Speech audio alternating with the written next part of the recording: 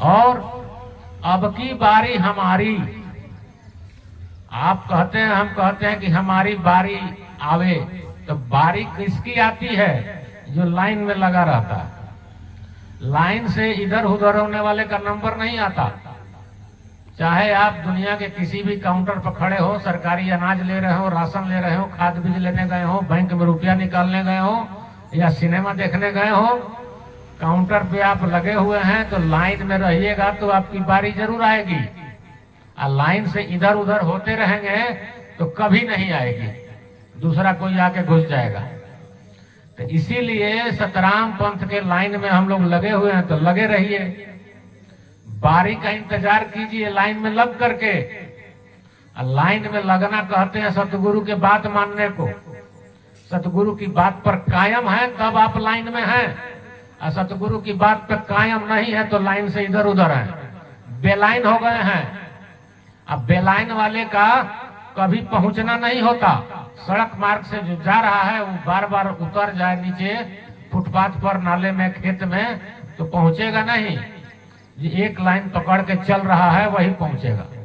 तो सतगुरु की लाइन है उनकी बात पर कायम रहना, सतगुरु की बात मानना, और जो बात मानता है वही पहुंचता है। सत्य संग गुरु संतन सेवा पहुंचत सत्य मुकाम। सतगुरु का आदेश है, सत्संग कीजिए, गुरु और संत की सेवा कीजिए, मुकाम पर पहुंच जाएंगे। तो सत्संग क्या है? इस सत्संग यहाँ भी हो रहा है, और राम नाम कहना भी सत्संग है। राम नाम का भजन करना, राम नाम सुनना, राम नाम देखना, राम नाम का सुमिरन करना, वो भी सत्संग है। और गुरु और संत की सेवा, गुरु को तो है ही, गुरु की बात मानना ही उनकी सेवा है। आज्ञा सम न सुसाहिब सेवा, गुरु ने जो कहा है वही करिए, वही उनकी सेवा है। और संत खोजने नहीं जाना है, राम भजे सो संत है। जो सत्संग कहता है सुनता है, जो कह रहा है वो भी, जो सुन रहा है वो भी, जो सेवा कर रहा है वो भी, सब संत हैं। वास्ते राम नाम कुछ भी कर रहा है वही संत है। सतराम बाबा ने परिभाषा दी है, जो राम राम कहता है वही संत है, यानी सतराम पंथ में जो भी है सब संत हैं। तो उनकी सेवा कीजिए, चाहे प्रकट में कीजिए, भाव से कीजिए, मदद से कीजिए, देह से कीजिए, मन से कीजिए। सत्संग में जाइए वो भी सेवा है, अपने यहाँ सत्संग कराइए वो भी सेवा है, सत्संग कहिए वो भी सेवा है, और सत्संग सुनिए वो भी सेवा है। क्योंकि सब गुरु की आज्ञा है, गुरु आज्ञा है, सत्संग गुरु संतन सेवा। तो गुरु की आज्ञा मानना ही उनकी सेवा है। और गुरु मनवा भी लेते हैं, ऐसा नहीं है कि गुरु मनाएंगे नहीं, मनवा लेते हैं। गुरु कोई कमजोर नहीं है, परम दयालु और परम पुरुषोत्तम है, तो सबसे बड़े शक्तिमान है, मनवा भी लेंगे। संसार के एक गुरु की कथा है, एक गुरु जी के दो चेले थे, नए नए बने थे, बात नहीं मानते थे जल्दी। तो एक दिन बारिश हो रही थी, गुरु जी का आश्रम था, उसमें पेड़ पौधे थे, फूल पत्ती था, एक गाय भी थी।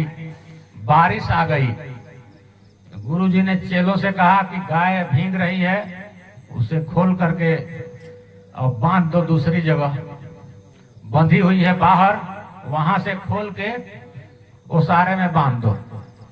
चेलों को भीगने का डर लग रहा था, चेला काम नहीं करना चाह रहा था। बोला, गुरुजी जो खुद बंधा हुआ हो दूसरे का बंधन क्या खोलेगा?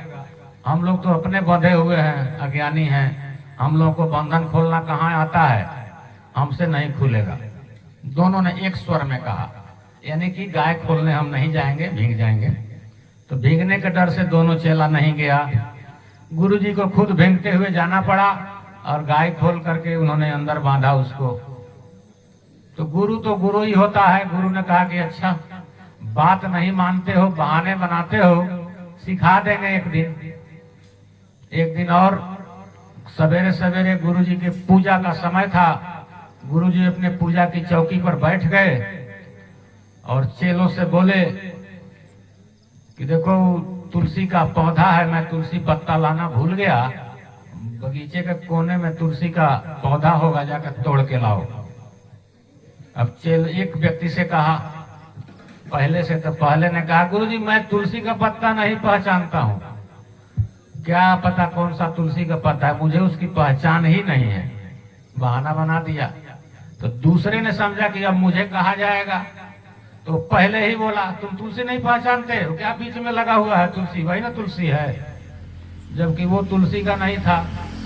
तो गुरुजी समझ गए ये भी नहीं जाएगा, क्योंकि वो तुलसी की ओर, दूसरे पेड़ की ओर कह रहा है कि तुलसी है, तुलसी तो बगीचे के कोने में है।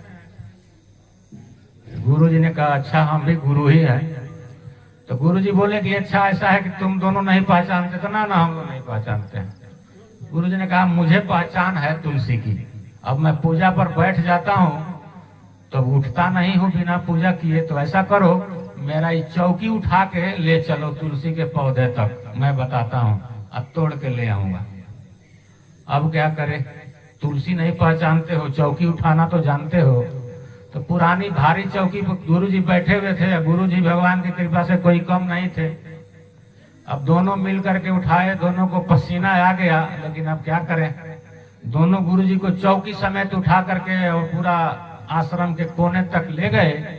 गुरुजी ने वहां कहा कि देखो यही तुलसी है, और उन्होंने तुलसी के पौधा तोड़ा। अब फिर गुरुजी को चौकी समेत दोनों उठा करके ले आए। तो गुरुजी ने एक दिन में ही सिखा दिया कि तुलसी किसे कहते हैं, और चाहे वो बात कुछ भी भूल जाए, वो कभी अब तुलसी का पौधा नहीं भूलेंगे। एक बार भी अब नहीं कहेंगे कि गुरुजी तुलसी का पौधा हम नहीं जानते, कहेंगे फिर तब हम ही को ले चलो, हम तुलसी जानते हैं, हम लेके आएंगे। तो गुरु सिखाना जानते हैं, सिखा तो देंगे ही, इसलिए चिंता मत कीजिए। हम लोगों के गुरुजी भी बहुत जानते हैं, सिखाना जानते हैं। उन्होंने कहा भी है कि हम सिखाते भी हैं, हम बुझाते भी हैं। और गुरु सिखाते हैं, हम तो बुझा देते हैं, हमारा नाम बुझावन है, हम बुझा देते हैं। तो बुझ जाएंगे।